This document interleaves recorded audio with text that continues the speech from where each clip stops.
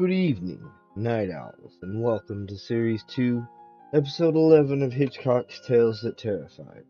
Shadows from the Master on SL tonight, walking the anthology's dark corridor one story at a time, in the order the Master himself arranged them.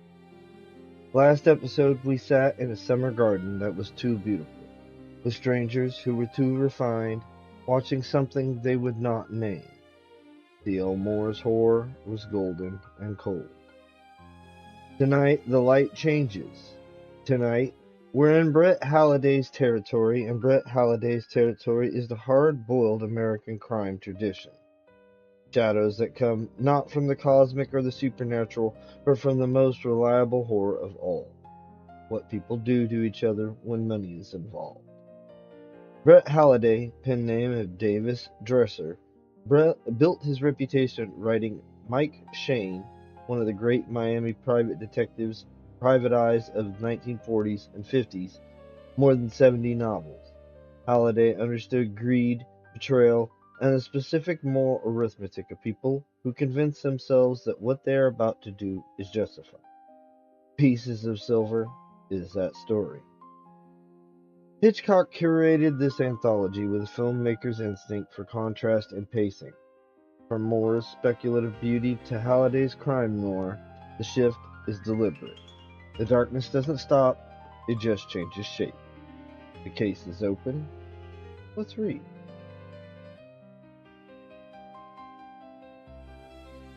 The gringo Thurston? Si, senor. I remember him well. I was one of those who went with him on his trip into the hill country exploring for oil. The trip, senor, from which he did not return. You ask what became of him? That is a question no man may answer with certainty. Not even I, though I have the American education and am known through the isthmus of Tehuantepec as the smartest man in Mexico. I understand, senor. You are from an American insurance company and have come to Telecom seeking proof of Thurston's death. I will tell you the story as I know it, and you will have to judge for yourself whether it is the proof you seek. Seat yourself comfortably here on the veranda and listen well. It is not a long story, but it must begin when the gringo Thurston first stepped off the riverboat which comes up from the Puerto Blanco. You knew him well, perhaps? No? A big man with broad shoulders and eyes holding the cold glitter of ice, a harsh voice, giving loud orders as though he spoke to dogs rather than to free men who have the blue blood of Spanish dons in their veins, mixed with that of native tribes who held this continent long before it was discovered by a wandering Italian sailor.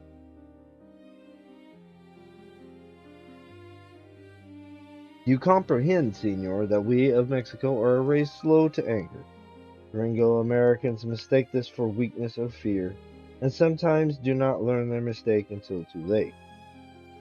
Patience, senor. It is the story of Thurston I am telling.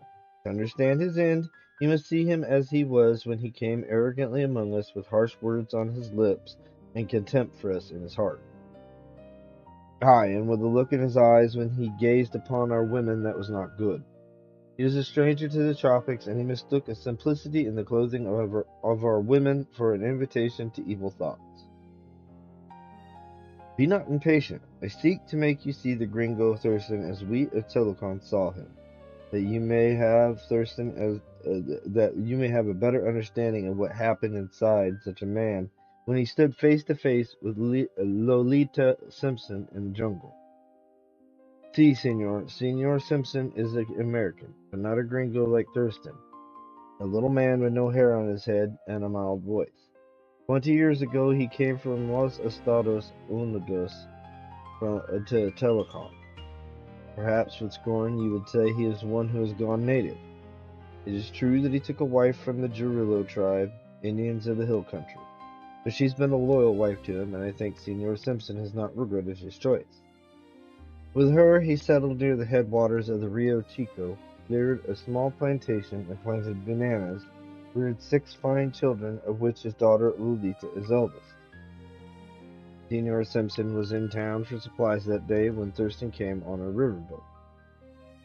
I saw them meet up upon this veranda, senor, as I stood close to them 3 nights later, while Lolita danced the flucinta beneath the light of flaming torches, and the warrant for the gringo Thurston's death was signed. The gringo stood a head above Simpson, looking down at him with coldness, saying, "They tell me you have a little 2x4 plantation up the river and could guide me that far on my journey into the hill country." Senor Simpson looked up at the gringo, then away. It was as though the bad smell was in his nose. But he said, "Yes, I am in telecom for supplies. I'll be starting back in the cool of the morning. I'm pulling out upriver right after lunch. There's $10 in it for you to get together some Mex carriers and guide me as far as your place." "After lunch is the siesta hour," Senor Simpson said. "They were saying down here that only mad dogs and gringo fools venture into the sun during siesta." The gringo threw back his head and laughed loudly. "Let them call me a gringo fool. I've been called worse." Senor Simpson shook his head. "It is too hot for men to travel with packs. Tomorrow will be soon enough." "Damn your siesta and your mañanas," said Thurston. He was like that, senor, with a curse for everything not his own way. "You don't want to earn $10? I'll go along." Without anger, Senor Simpson admitted he had use for $10. In a land where pesos are scarce, American dollars are much valued. "But why," asked Simpson, "did the other Americans wish to go into the hills?" "My business is oil, geological exploration. I've heard of oil seepages up there. Have you ever seen any?" Senor Simpson shrugged his shoulders and said he did not know. The gringo snorted with loudness. "That's the trouble with you Americans that go native. Settle down with some slobby fat spick woman and lose all your American push." I was watching Senor Simpson and I saw the look on his face when Thurston said that to him. It was not a look good to see, for it is true that his wife was not as slender in the waist as when he took her to the priest. But he rolled a cornhusk cigarillo and said nothing.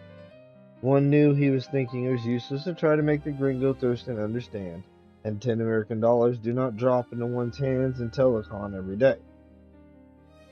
In the end, the gringo had his way. At the beginning of the siesta hour, we started upriver. 6 of us with packs, Senor Simpson with his 2 burros carrying supplies for the plantation.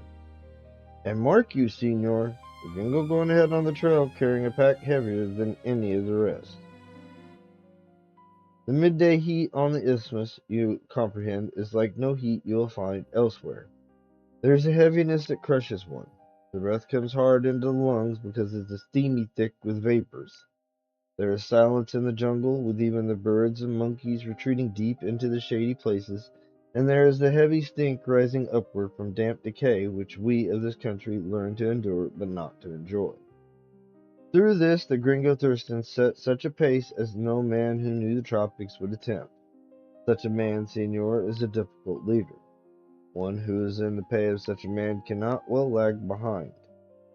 For 3 hours we in the rear kept up the pace set by Thurston. It was too much, after 3 hours, for Alberto, the youngest among us. He was sick in his stomach and could not keep up. His older brother, Pedro, pushed up the trail to tell Senor Simpson we must make the stop for Alberto to rest. "I am not the patron, Senor Simpson told him with regret. Senor Thurston goes on without resting. But he has not the sickness, la estomaca," Pedro said. "The other patron will stop if you tell him, senor." With the wisdom of the country and of our people, Simpson knew it would be best to rest Alberto's estomac. He stopped and called, "One of your carriers is sick, Thurston." The gringo turned and came striding back with anger on his face. "Which of you," asked the gringo with harshness, "pretends the sickness to get rest?" Alberto was not without spirit.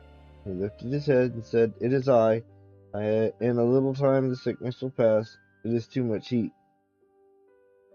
The gringo was not one to hear excuses from weaker men. "It's not hotter for you than for me," he told Alberto. "Now get ahead of me on the trail where I may kick you in the pants when the sickness comes." It was not the wise thing to say to a sick man. There was a look of hatred on every face, and behind the gringo, Pedro's hand went inside his waistband where a sharp knife was always concealed. It was, senor, what you Americans would call the showdown. The insult brought a blaze to Alberto's eyes, but he was too sick to defy the gringo. He shrugged his shoulders and let the pack slide off, saying simply, "I rest here until the sickness goes." "Not," said the gringo, "while I'm paying you good money. Take your sick belly back to town." There was a heavy breathing and dangerous silence of hate there on the trail. More than one hand itched for a knife, but the big gringo faced us with a snarl. All but Pedro. Pedro was luckily behind him, crouching like a tiger of the jungle with hot sunlight gleaming on polished steel in his right hand. Senor Simpson tried to save the gringo. He stepped forward and said, "You're making a mistake, Thurston. These men won't stand for talk like that." Senor Simpson, his own countryman, the gringo said, "Shut up," and it was as though the words were icicles dripping from his mouth. It was not good to see Senor Simpson back away. One does not enjoy, you comprehend, to see fear soften the backbone of one's friend. Behind the gringo, Pedro was moving closer. We waited in silence, the rest of us, for the quick death Pedro's knife is known to carry. Something in our eyes perhaps warned the gringo. He whirled with a quickness remarkable in a man so big, and he laughed at sight of Pedro's knife held low for the belly rip. A laugh, senor, that was more fearful than a curse. He lunged forward with his fist that was like a kick of a shod mule. Pedro went down to the trail, and his knife made a gleaming arc in the sunlight before it was buried in the mud.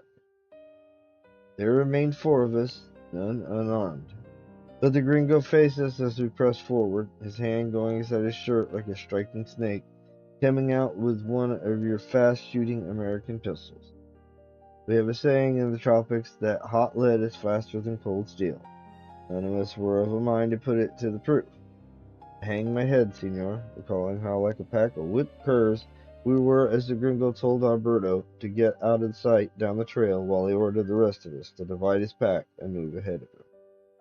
Pedro went with us, licking blood from his mouth, leaving his knife where it had fallen, and for the remaining hours of that day we stayed far in front of his pistole. The sun was below the treetops before he gave the order to halt. Our rear ends were dragging behind us, as you Americans would say, and none among us was of a mind for anything but food and rest. Darkness came swiftly to the jungle after the sun drops from sight, and the blackness of night was on the trail by the time we had a fire built. Gringo gave no orders, said not a word to us. He settled himself down trail with his back against a tree where the firelight flickered on his face. There was something about that one that gave us pause for lifting a hand against him. We were not timid men, but five of us that night were held by a fear that was more than fear of a gringo's pistol. How to explain it? There is no explanation for the way of a man like Thurston over other men. From him there came a feel of evil that took away our courage. The same evil sense of fear drove us on the next day. It was a journey that men will speak of in hushed voices for many years to come. We in the lead, with the gringo striding behind us, Senor Simpson following behind his burros, prodding them with the sharp stick that they might not lag behind.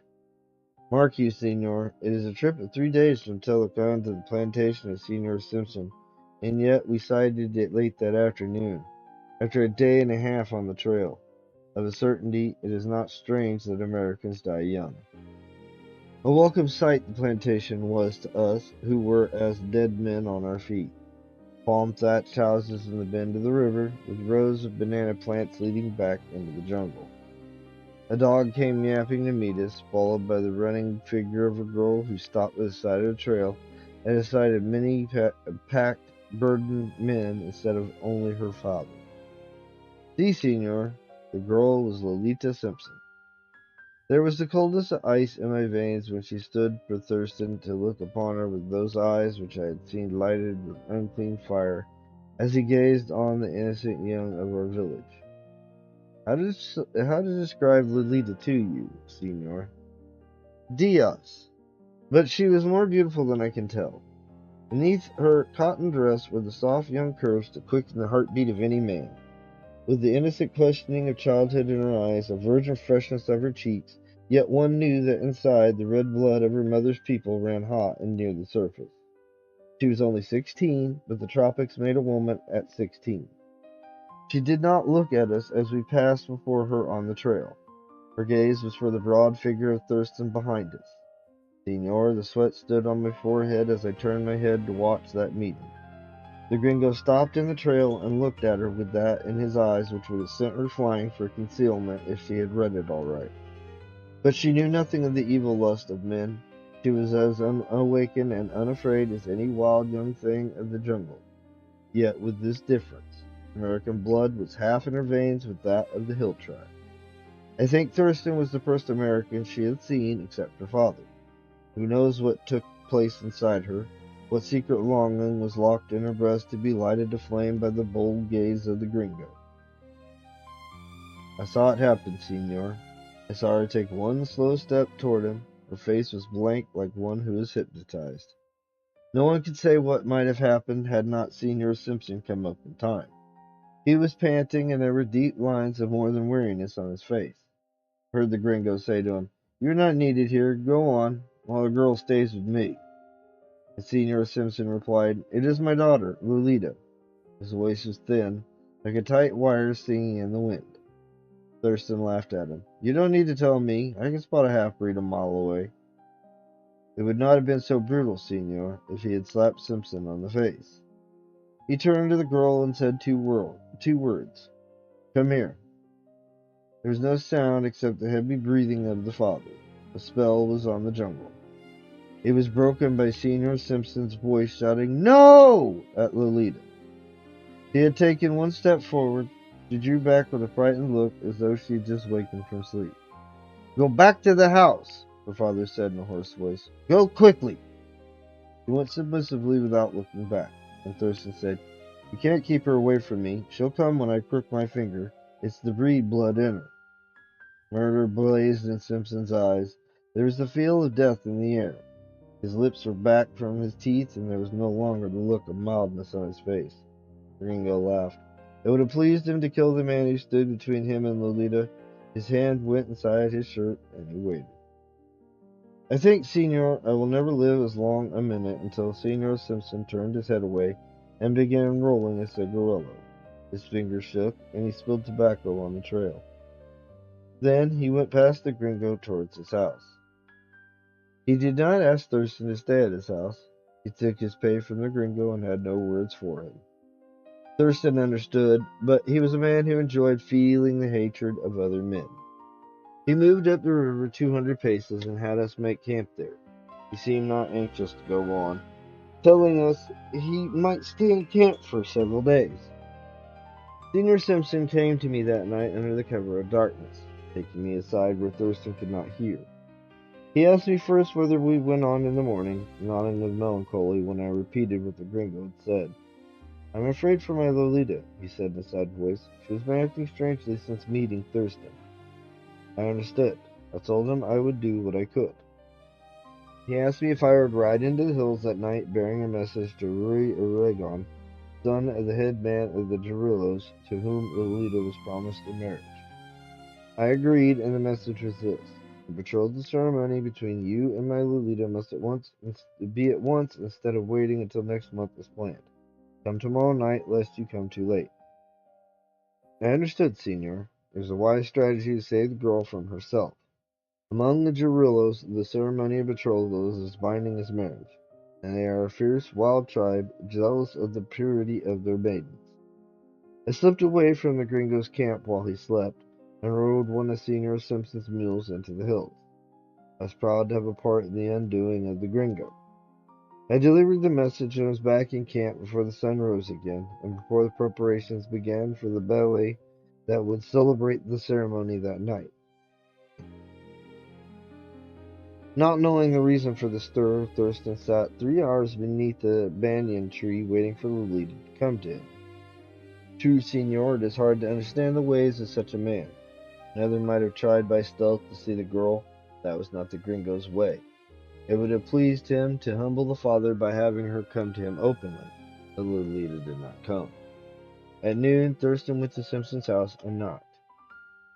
I was in the yard with some others preparing a pit of charcoal for the roast pig on which the guests would feast that night. Senior Simpson opened the door to the gringo's knock. He had a two-barreled shotgun in his hands, which he held pointed at Thurston's belly. I do not know why he did not shoot. Americans have many ways that are puzzling to us. He stood in the doorway and told Thurston of the betrothal ceremony. Then he closed the door in the gringo's face. Thurston went back to his camp on the bank of the river, saying no word to anyone. What his thoughts were, no one could guess. He was forgotten as the noisy preparations went on. Messengers had gone out and spread news of the festivity, and the guests began coming in the afternoon. Native planters riding on burros with their women and children behind them, on foot, as was proper. Indians from the jungle, naked but for loincloths. A platform on the wharf was cleared for dancing, banked with pink and white flowers of the mimosa mixed with the flaming blooms of hibiscus, and with sprays of jasmine for fragrance. Wood that was heavy with pitch was gathered and tied in bundles of bamboo shoots to the tops of green poles for torches. In the yard was the chatter of many women and the shrill cries of naked children running between the legs of their elders, the clean smell of wood smoke and the odor of pigs roasting over the charcoal pits. Aye, a happy, festive scene, Signor, bringing a smile even to the face of the host as he mingled with his guests and kept his eyes turned away from the camp on the river where Thurston sat motionless, watching. It was at dusk when a band of young bloods from the Jarillo tribe came down from the hills, escorting Rui Uragon to his betrothal. Mounted on shaggy native ponies and brandishing spears tipped with iron, they burst like a whirlwind into the clearing, with young Uragon proudly in the lead. Dios, but there was a man, true son of many generations of tribal chieftains, tall and slim of hip, with broad shoulders and muscles rippling beneath the skin. The gringo, I think, got what you called the full eye as he watched silently from his place on the river. Their medicine man came with them to make the ceremony, a shrunken little man with piercing black eyes that were never quiet, and looking to have more than the 150 years he claimed. They made a half circle there in front of the house, while dusk came on swiftly. The young men with their lances held before them, chanting low to the beat of a drum in the hands of the medicine man. Rui Uragon stepped to the front as the door opened, and Lolita came out on the arm of her father. Aye, they made a picture, Senor, that one does not soon forget. Lolita in a Spanish mantilla and a lace gown of black that had been her father's wedding gift to her mother, her tall Indian lover with tight-fitting white pants and red sash above his waist. They stood side by side before the medicine man, and there was a hush over the watchers. I, Senor, am educated and do not believe in the power of ill-smelling herbs burnt over coals and the sing-song of an old man to make magic. But I tell you, there was magic in the clearing as darkness came on. Patience, Senor, the end is near. I must tell the story in my own way, for each happening that night is burned upon my memory and has its proper place in what is to come. Later there was the dance, the bale. There were guitars to make the music. Torches flared in the night air above the platform, casting light and shadows upon the moving couples. Thurston's campfire burned in the darkness close by, but it was late in the evening before he showed his face at the bale, to which he had no invitation. The guitars were in the slow rhythm of a tango, and Lolita was dancing in the arms of her lover when I saw the gringo moving toward Senor Simpson, who stood near the edge of the platform. I stepped forward, my blood fired with fear for what was to come. The gringo's eyes were upon Lolita, feasting themselves upon her young body, yielding itself to the movements of her lover. Truly, Lolita dancing the tango was a sight to draw the eyes of any man. The other dancers were stepping back, giving to the affianced couple the entire floor. The tango is the dance of youth, you comprehend, the dance of courtship. The gringo's gaze clung to Lolita as he stood beside Simpson and said, I suppose her sweetheart will be going back into the hills after the bell. Not allowed to hang around here until they're married, is he? There was a sneer in his voice, Senor, but Simpson answered, Yes, back to the hills, where you will be going. Thurston's reply was not one to make Simpson happier. I'm getting an early start in the morning. I'll finish my work and return soon. In time for a little vacation here before I go back to the States. Business before pleasure is my motto. I was standing close behind Senior Simpson, and I saw a trembling take hold of his body. The gringo's tongue licked his lips. His eyes bulged, watching Lolita. I moved a little closer, and I do not deny that my hand was on my knife. Senior Simpson was my friend, and I do not know what was in his mind. He was a father, you comprehend, and the gringo was looking at his daughter. But more than a tango was to come. There was the clapping of hands when the dance ended. Lolita and her Jarillo lover faced each other breathlessly.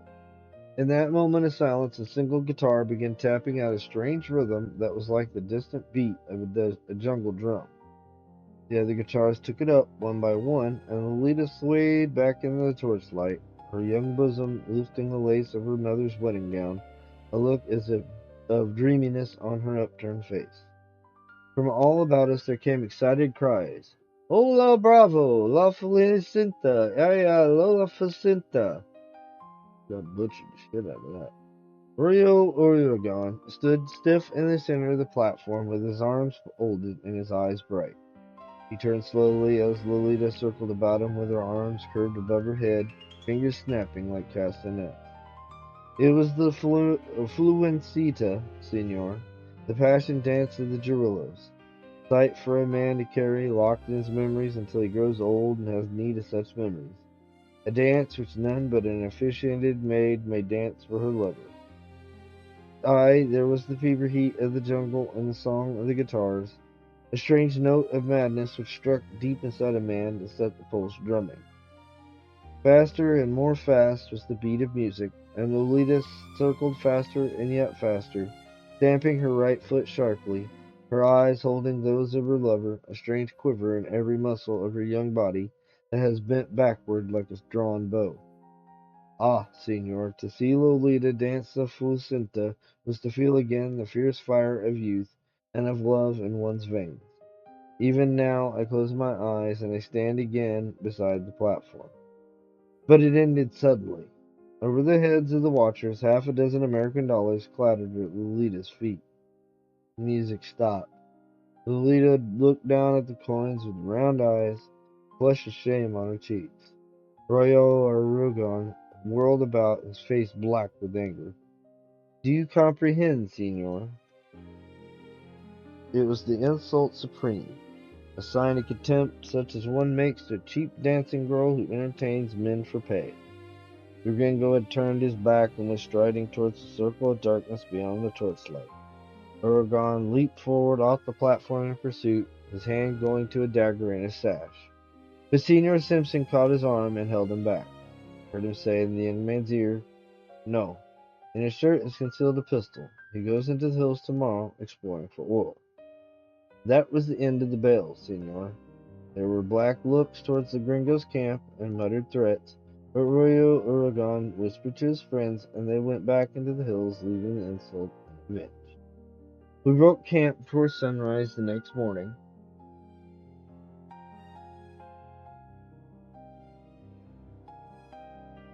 Business for pleasure, you comprehend.